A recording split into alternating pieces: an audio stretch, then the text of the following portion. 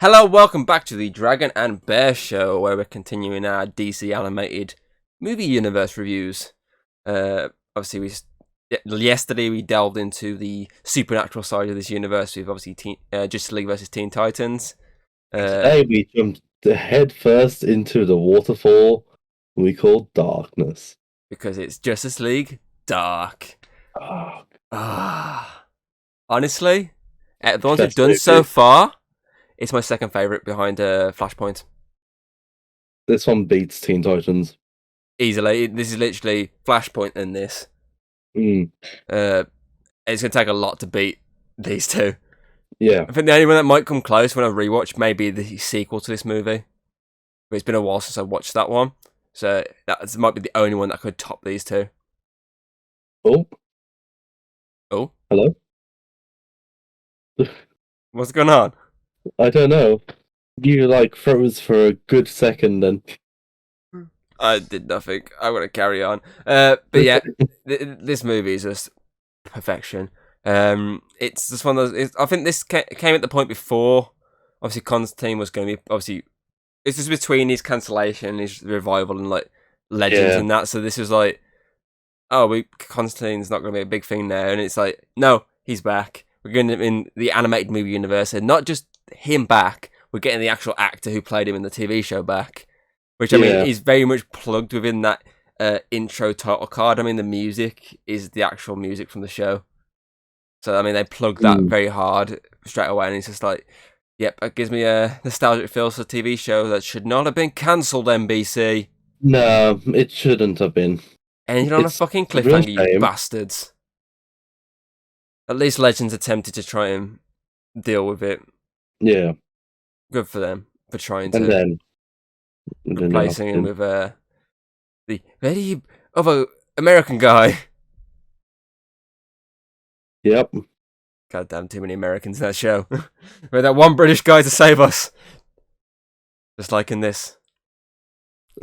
Because, as soon as you get Constantine, you need them to do everything right with his character, and I think the animated version does that right. It still has the foul language, the sarcasm, the magic, obviously the beer, obviously the quick quips at people.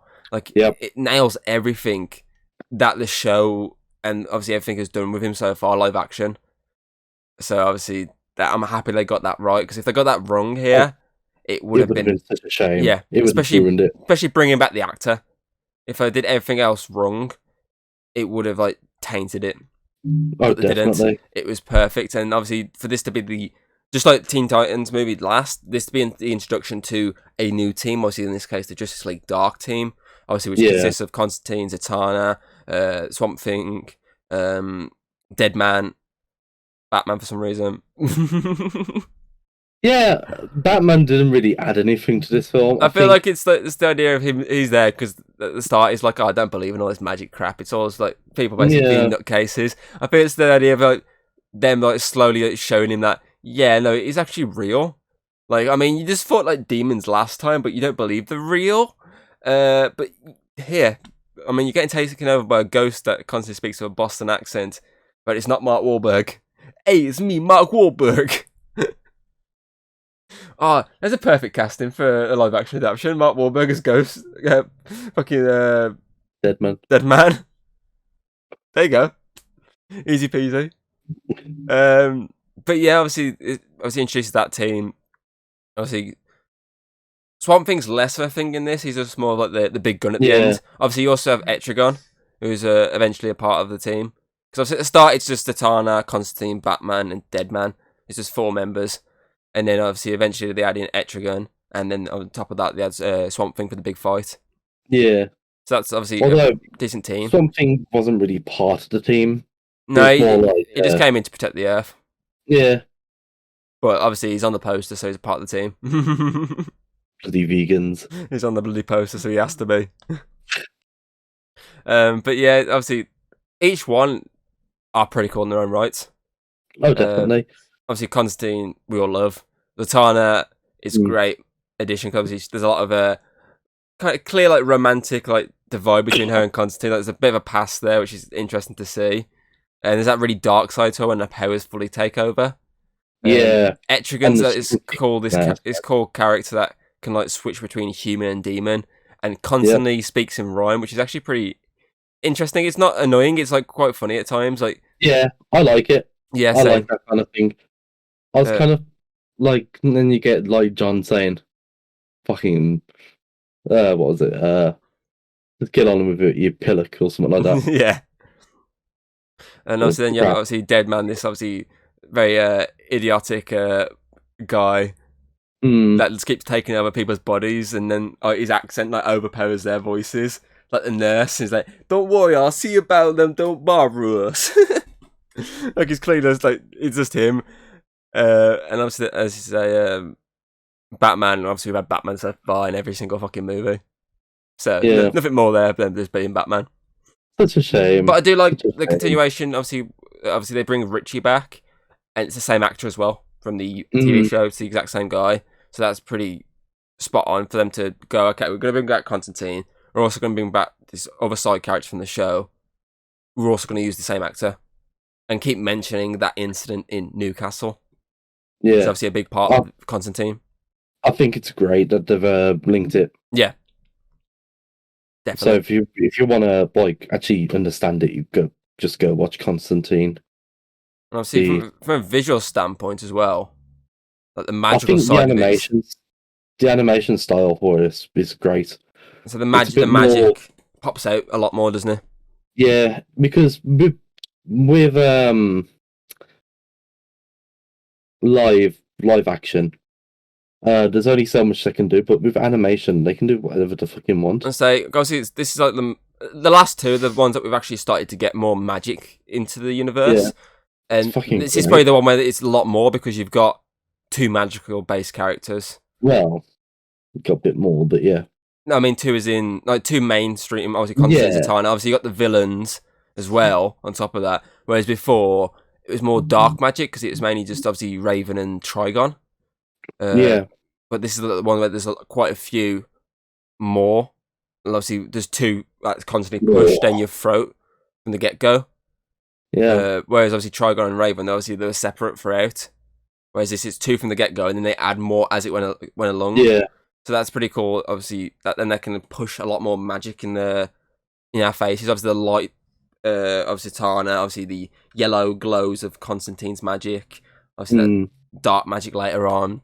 Like it's everything that you need, and so the animation it pops really well. And on top of that, you got some more Justice League members that we haven't seen yet. Yeah, like John Stewart. Yep. Obviously, which is funny because he's like, the one day Hal's not here and I have to take his place. There couldn't be just a giant monster to fight, could there? Obviously, he's also Hawkman. You see him at one point when they're at the meeting at the start. Hawkman. Yeah. So I thought you said Hulkman. I was like, no, Hawkman. Is that like they're fucking ripping off the Hulk? Yeah, it's a rip off the Hulkman. I mean, yeah, just green, just green. Yeah, well, I mean, technically speaking, the guy that does voice the one of the Demon Threes, the big bulky one, is the voice of the Hulk in the animated universe. He's like always the voice of the Hulk in the cartoons. He's also usually voices the big characters. Yeah, no, he voiced Grundy in this, in the last one. But he also voiced that character in the that Troll Hunters animated show on Netflix. Oh, I've not seen it. Well, either way, he voices a character that's very big, like the Hulk situation. Basically, they always use him for the big hulking type characters. I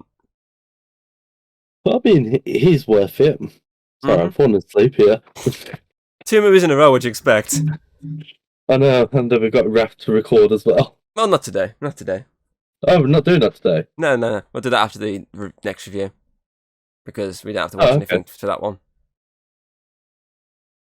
You'll see. But yeah, obviously, it builds up nicely. It's got this dark opening. Then it obviously slows down in the middle, obviously, to introduce all the characters a bit more. Introduce the Justice League into this darker world a lot more. And then we have this sort of run-of-the-mill usual big final battle. So obviously, there's a little battle scattered throughout, like the poo monster. Yeah. Like Tom went to the toilet just before that, and then a poo monster came out of the toilet. Yeah. That killed everyone. Typical Tom. Of all the things to like have as like a giant monster, a big poo monster. Yeah, shit really hit the fan. Yeah. That's love that joke. But yeah, it's definitely like something that's worth like checking out. And obviously, I say it's pretty easily the best of the rebooted timeline. So obviously, if you don't count Flashpoint as obviously since that's the Kickstarter, if you don't count that as the proper part of this like timeline, then obviously this is probably the best from this timeline easily. Oh, definitely. Trying to think of some other stuff here. Obviously, the cool thing with this as well, obviously, the Justice League do take a step back, unlike the Titans movie, where they're still quite heavily present. Obviously, it's just Batman with this that's heavily present. The rest of the league actually do take quite a step back, which is nice because it means that just the Dark team get the chance to shine. I just wish that there wasn't any Justice League in it. I think that's just me, but yeah, like they got taken out early on by the demons. No, yeah, and basically they left like a contingency in place for some, people that are fit to deal with this kind of threat to come in and deal with it. Yeah, that'd been quite interesting. I do like that they've actually invited Constantine and Zatanna to the Zatanna first, then Constantine. Yeah. Oh, you have a laugh, aren't you? Back to go mental. He's the one. He's the one that suggested it. But yeah, I do like that. They need that magical presence within the league to help with stuff. Because obviously, there's no real. Obviously, yeah, Shazam's got magical powers, but he's not a magician like everyone else. No, he's just a kid. And obviously, there's no like Dr. Fate in the team or anything. I'm only saying that because of a Dr. Fate figurine. And Hayden spotted Dr. Fate's helmet in the background. In the Constantine mansion, and his helmet's in the background, apparently. Oh. She spotted it. So I went, okay. But obviously, he's not actually part of this universe ever. Okay. Which is a shame. Yeah. So obviously, it makes sense having Zatanna It makes sense having Zatanna and Constantine as the magical presence. Yeah. That's pretty cool. Also, can we talk about the fact that Constantine's representation of his house is a very nude lady?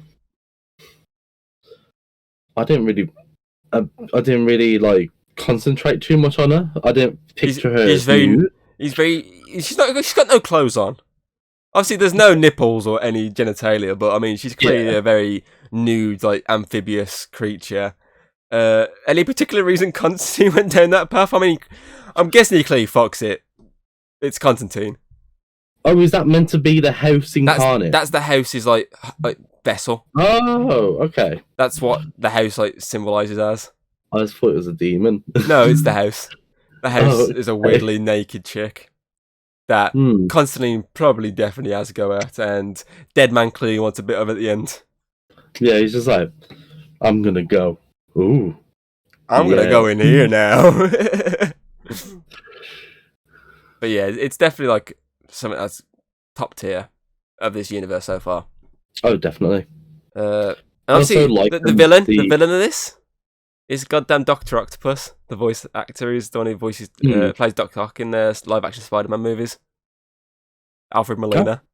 He's the one who voices the full villain, not the Richie villain.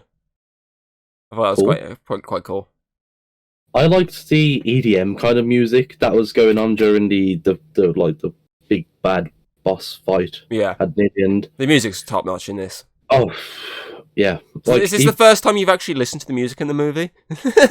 You usually blank it out and go, "Wow, this animation's amazing. I can't hear anything." Yeah, like actually stuck out to me like properly. It just caught my ear, and I was like, oh. It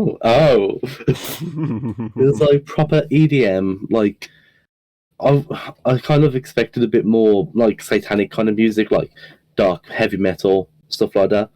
But I mean, the EDM was great with it. It fitted really good. Agreed. Anything else you want to bring up?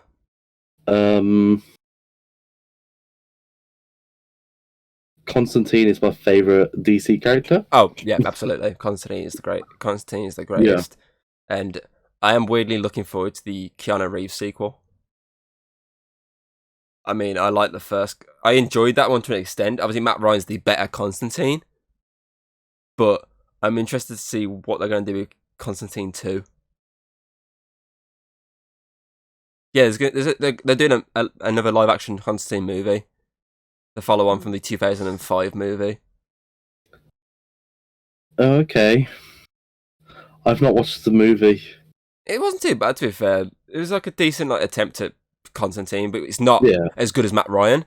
But it's a good movie, and it's a movie that a character that Keanu Reeves has said constantly that he wants to come back and play, but he doesn't. He always said in interviews, he even said it a year ago, that he doesn't think that they'll let him play it again. And obviously, the guy who was interviewing him was like, "Listen, he wants to play him again. Fucking do it." And then, literally, about a month ago, they were like, "Oh yeah, Keanu Reeves is coming back for Constantine 2," and everyone was like, "That came out of nowhere." Wow! So I'm interested to see where they take that. Obviously, they got to get rid of a certain character out of that universe. Yeah, because he's a very naughty boy. Oh, yeah, but aren't they having Grant Gustin now? Oh no, I don't mean the Flash. I mean okay. his friend that keeps dying in the series over and over again. He's like his best. He's like he drives a taxi for him. You're accusing me of remembering, even though it was so long ago.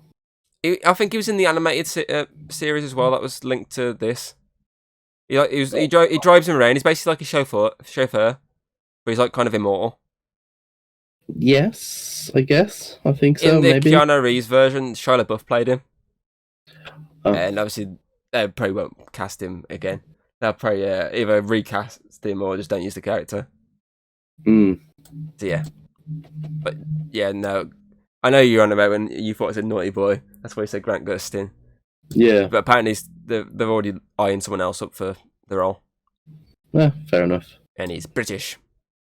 Yeah. British. Yeah, anything else you? No. Covered. Okay, so we rate it then. Yeah. I'm obviously last time we actually added the exact points rather than just middle ground. But I'm not going to give exact points as in some point something. I'm going to go exactly 5 out of 5. Did you read my mind? Are you thinking the same thing I'm thinking? Did we just become best friends? Yeah. 5 out of 5.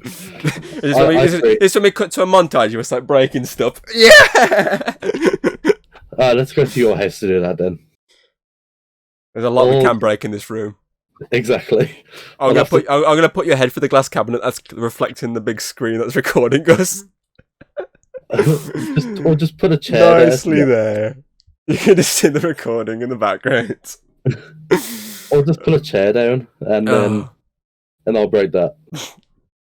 But yeah, slowly. Same mindset, man. Same mindset. Yeah. Oh, perfect. Right then. Obviously, put your thoughts on the movie in the comments below. Yeah. Obviously, subscribe, usual crap. Obviously, you can check Alex out on Twitch mainly, but if you don't catch his Twitch streams, he usually ends up uploading them to YouTube anyway. Yeah, although apparently my last recording went on to, I think it was 320p. Really? For some reason. Yeah. Jesus. And I don't know why it was 320p. Who knows? Obviously, next month, we move on. Well, we should move on to it hopefully in 2 weeks. So it should be Dragon Prince Series 4. Okay. That's what I mean. That's what I mean. We don't have to watch anything because we watch it over the weekend. Yeah. And then obviously just talk about it before we jump into Raft. But yeah, obviously that's a little break from DC before we jump onto the next DC one. Yeah. We've been waiting for this for so long. Yeah, now. We've been waiting a while for this. I mean, you got me into this, you bastard. You bastard. You got me fully invested. Well, I'm surprised you haven't watched it, to be honest. It was one of those ones that is on the list but never watched. Yeah, until I forced you. And I'm glad you did because I like the fucking show. And it's going to be weird there's a time jump. So we get older characters now. Oh. Yeah, there's a big time jump. I haven't read about anything about it yet. From what I've seen character designs, and there's definitely a time jump. Yeah, that's our next review. So yeah, we hope you enjoyed, and we shall see you next time. See ya. If you like what you've seen, don't be afraid to throw us a little like and subscribe. That's always very appreciated over here. And well, I'll see you on the next video.